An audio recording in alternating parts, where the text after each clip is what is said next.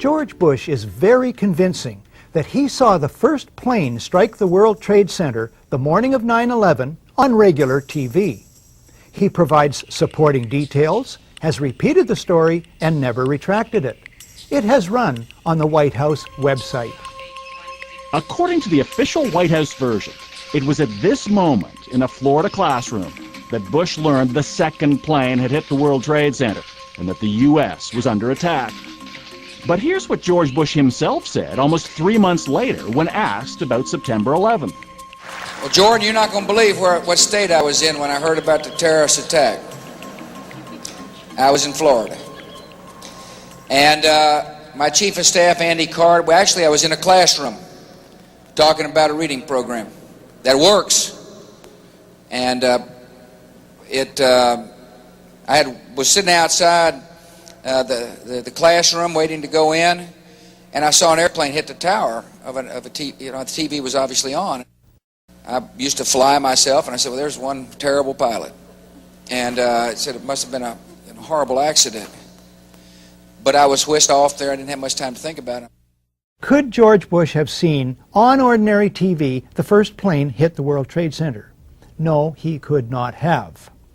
The footage of that first strike only shows up on television the next day, September the 12th, 2001.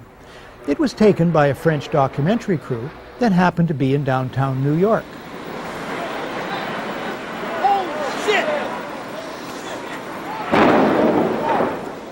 It can be suggested Bush confuses the second plane with the first. But how to explain this? We've all seen Andy Card do that. None of this can ever be retracted. It is an interlocking historical record. Why go on at length about this? Because it may one day become the basis for criminal court proceedings.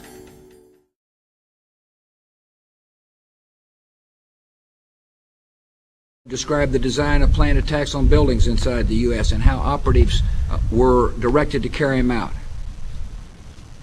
That is valuable information for those of us who have the responsibility to protect the American people.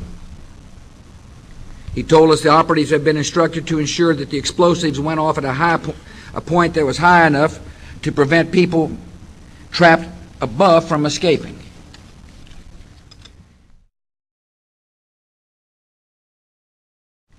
He told us the operatives had been instructed to ensure that the explosives went off at a point that was high enough to prevent people trapped above from escaping. To ensure that the explosives went off.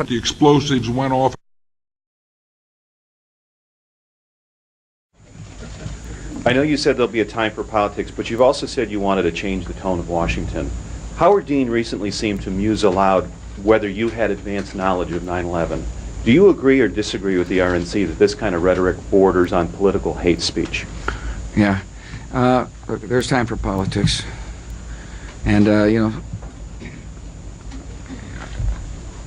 it's time for politics. And, it's an absurd insinuation. In that case, sir, can I follow up on something unrelated?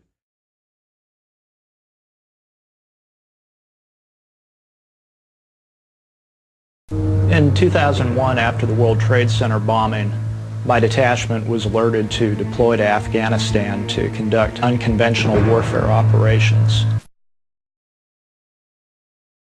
In 2001, after the World Trade Center bombing, I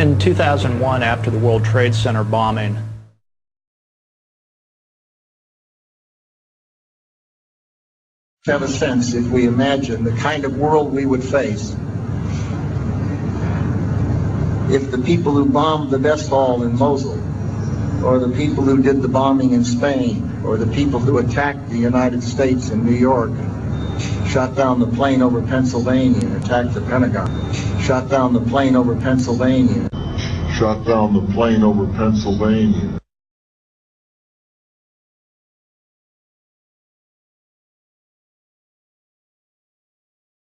I remember getting a call from the fire department commander telling me that they were not sure they were going to be able to contain the fire. And I said, we've had such terrible loss of life. Maybe the smartest thing to do is pull it And they made that decision to pull, and then we watched the building collapse.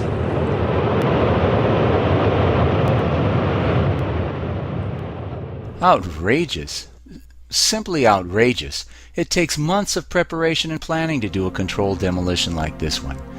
They had to have put these charges in place before September 11th. Larry Silverstein was kind enough to tell us that they demolished this building on September 11th.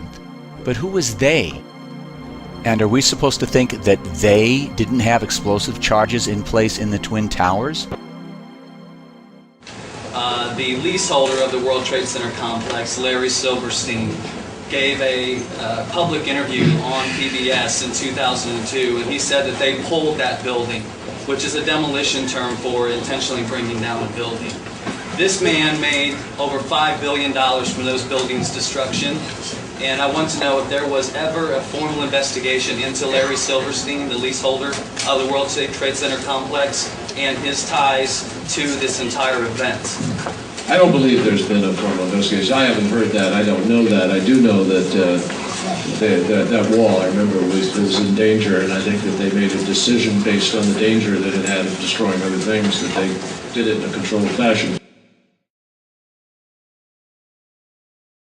If the official story is true, and an astoundingly successful sneak attack from diabolical Muslims caught America totally off guard, then the White House surely must be highly motivated to turn heaven and earth, to use one of their own favorite cliches, to investigate the events of that day as quickly and thoroughly as possible.